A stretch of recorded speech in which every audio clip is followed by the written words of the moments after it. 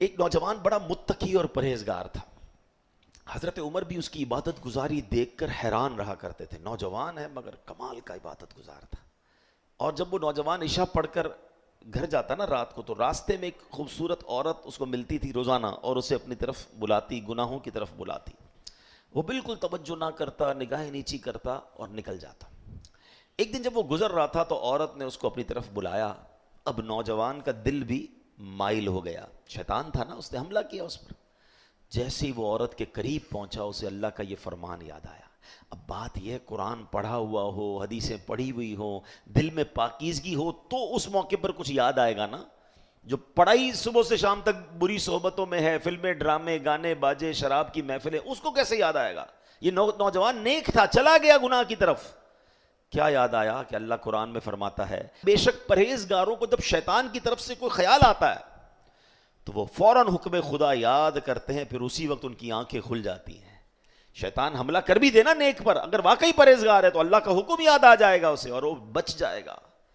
اب اس بندے کو جب یہ یاد آیا کہ میں کیا کرنے لگا تھا، میں تو چل پڑا تھا گناہ کی طرف، اس پر ایسا اللہ پاک کا خوف غالب ہوا کہ وہ بے ہوش ہو گیا، زمین پر گر گیا. اتنا خوف. جب بہت دیر تک گھر نہیں پہنچا تو اس کا بوڑھا والد تلاش کرنے کے لیے نکلا تو دیکھا کہ نوجوان تو کہیں بے ہوش پڑا ہے. اسے اٹھایا، اس کو ہوش آیا. نوجوان سے پوچھا کیا معاملہ ہوا تھا، کیسے بے ہوش ہو گئے؟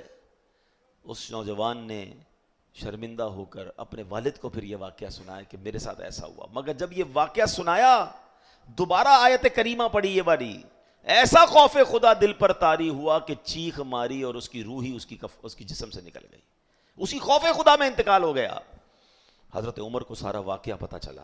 آپ اس کی قبر پر گئے اور قبر پر جا کر یہ آیت پڑھی وَلِمَنْ خَافَ مَقَامَ رَبِّهِ جَنَّتَانِ، اور جو اپنے رب کے حضور کھڑے ہونے سے ڈرے تو اس کے لیے 2 جنتیں ہیں.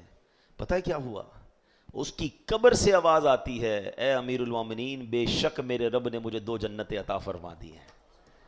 ہائے ہائے ہائے، یہ ہے اللہ کا خوف، یہ ہے رب کی بارگاہ میں پیش ہونے کی فکر.